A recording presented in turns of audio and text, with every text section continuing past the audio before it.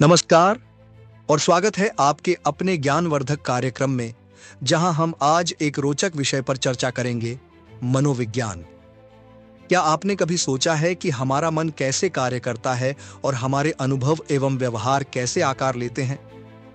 मनोविज्ञान, जो कभी आत्मा के अध्ययन के रूप में जाना जाता था, अब विज्ञान की एक विकसित शाखा बन चुका है।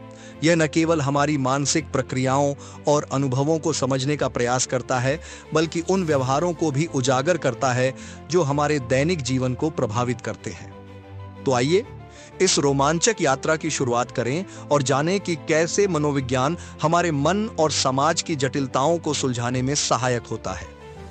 ज्ञान की किसी भी विद्या शाखा को परिभाषित करना कठिन होता है। प्रथम, क्योंकि यह सर्वदा विकसित होता रहता है। द्वितीय, क्योंकि गोचरों का जिस सीमा तक अध्ययन किया जाता है, उन्हें किसी एक परिभाषा में नहीं लाया जा सकता है। यह बात मनोविज्ञान के विषय में और अधिक सही है। बहुत पहले यह बताया गया होगा कि मनोविज्ञान शब्द दो ग्रीक शब्दों साइकी अर्थात आत्मा और लोगोस अर्थात विज्ञान अथवा एक विषय के अध्ययन से बना है। अतः मनोविज्ञान आत्मा अथवा मन का अध्ययन था। परंतु तब से इसका केंद्रीय बिंदु बहुत अधिक बदल चुका है तथा यह अपने को एक वैज्ञानिक विद्या शाखा के रूप में स्थापित कर चुका है, जो मानव अनुभव एवं व्यवहार में निहित प्रक्रियाओं की विवेचना करता है। इसमें जिन तथ्यों का अध्ययन किया जाता है, उनका कार्य क्षेत्र कई स्तरों तक फैला है, जैसे वैयक्तिक, द्विजन, दो व्यक्ति, समूह तथा संगठनात्मक। इनके जैविक तथा सामाजिक आधार भी होते हैं। इसीलिए स्वभावतः इनके अध्ययन की विधियां अलग अलग होती है, क्योंकि वे उस तथ्य पर निर्भर करती हैं जिसका अध्ययन करना है। किसी भी विद्या शाखा की परिभाषा इस बात पर निर्भर करती है कि वह किन बातों का तथा कैसे उनका अध्ययन करती है। वास्तव में वह कैसे अथवा किन विधियों का उपयोग करती है। इसी बात को ध्यान रखते हुए औपचारिक रूप से मनोविज्ञान को मानसिक प्रक्रियाओं, अनुभवों एवं विभिन्न संदर्भों में व्यवहारों का अध्ययन करने वाले विज्ञान के रूप में परिभाषित किया जाता है। ऐसा करने के लिए मनोविज्ञान जैविक तथा सामाजिक विज्ञानों की विधियों का उपयोग व्यवस्थित ढंग से प्रदत्त प्राप्त करने के लिए करता है। यह प्रदत्तों की अर्थवत्ता बताता है, जिससे वे ज्ञान के रूप में संगठित किए जा सकें।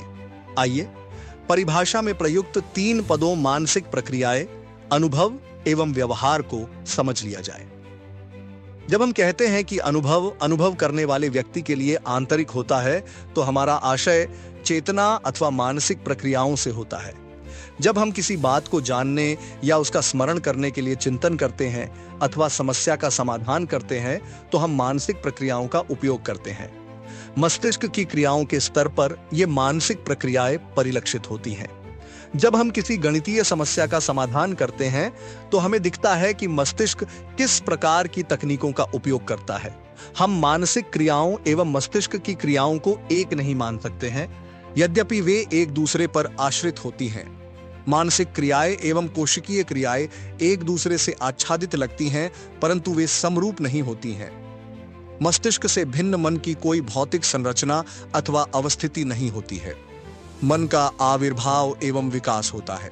ऐसा तब होता है जब इस संसार में हमारी अंतःक्रियाएं एवं अनुभव एक व्यवस्था के रूप में गतिमान होकर संगठित होते हैं, जो विविध प्रकार की मानसिक प्रक्रियाओं के घटित होने के लिए उत्तरदायी होते हैं।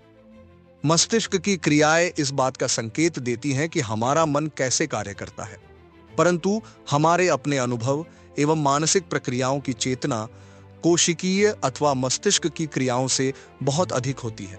जब हम सोते हैं, तब भी हमारी मानसिक क्रियाएं चलती रहती हैं। हम स्वप्न देखते हैं और सूचनाएं भी ग्रहण करते हैं, जैसे दरवाजे का खटखटाया जाना हम सोते समय भी जान जाते हैं।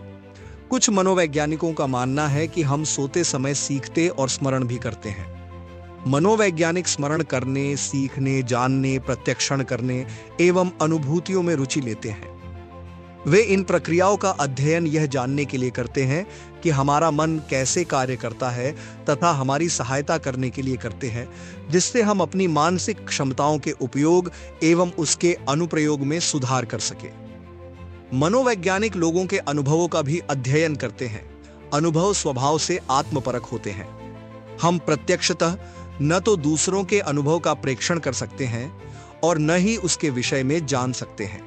अनुभव करने वाला व्यक्ति ही अपने अनुभवों को जान सकता है अथवा उसके प्रति सचेतन हो सकता है। इसलिए अनुभव हमारी चेतना में रचा बसा रहता है। मनोवैज्ञानिकों ने लोगों की उस पीड़ा पर ध्यान दिया है जो अंतिम सांसें गिन रहे रोगियों में दिखाई देती है, अथवा उस मनोवैज्ञानिक पीड़ा पर जो शोकार्त होने पर होती है, साथ ही साथ धनात्मक अनुभूतियों का भी जो हम रोमांस करते समय अनुभव करते हैं। कुछ गूढ़ अनुभव भी होते हैं जिन पर मनोवैज्ञानिक ध्यान देते हैं, जैसे जब कोई योगी ध्यानावस्थित होता है तो वह चेतना के एक भिन्न धरातल पर पहुंचता है तथा एक नवीन अनुभव को उत्पन्न करता है, अथवा जब कोई नशेड़ी किसी नशीली दवा का सेवन हवा में उड़ने के लिए करता है। यद्यपि ऐसी दवाइयां हानिकारक होती हैं। अनुभव अनुभवकर्ता की आंतरिक एवं बाह्य दशाओं से प्रभावित होते हैं। यदि गर्मी में किसी दिन आप भीड़ वाली बस में यात्रा करते हैं तो आपको वैसी असुविधा की अनुभूति नहीं होती है, क्योंकि आप अपने मित्रों के साथ पिकनिक के लिए जा रहे होते हैं। इस प्रकार अनुभव के स्वरूप को आंतरिक एवं बाह्य दशाओं के जटिल परिदृश्य का विश्लेषण करके समझा जा सकता है। व्यवहार हमारी क्रियाओं जिसमें हम संलग्न होते हैं कि अनुक्रियाएं अथवा प्रतिक्रियाएं होते हैं। जब कुछ आपकी तरफ आता है तो पलकें सामान्य प्रतिवर्त क्रिया में खुलती बंद होती हैं। आप परीक्षा देते समय यह अनुभव कर सकते हैं कि आपका हृदय धड़कता है। आप सुनिश्चित करते हैं कि आप एक चलचित्र विशेष अपने मित्र के साथ देखेंगे। व्यवहार सामान्य अथवा जटिल, कम समय तक अथवा देर तक बना रहने वाला हो सकता है। कुछ व्यवहार प्रकट होते हैं। एक प्रेक्षक इन्हें बाह्य जगत में देख सकता है अथवा अनुभव कर सकता है। कुछ आंतरिक या अप्रकट होते हैं। शतरंज का खेल खेलते समय जब आप कठिन परिस्थिति में पड़ते हैं तो आपको अपने हाथ की मांसपेशियां फड़कने जैसी लगती होंगी कि एक खास चाल चल सके। समस्त व्यवहार प्रकट एवं अप्रकट वातावरण के कुछ उद्दीपकों अथवा आंतरिक धरातल पर होने वाले परिवर्तनों द्वारा त्वरित रूप से संचालित होने से संबद्ध होते हैं। आप एक बाघ देखते हैं और दौड़ते हैं अथवा सोचते हैं कि बाघ है और भाग जाना चाहिए।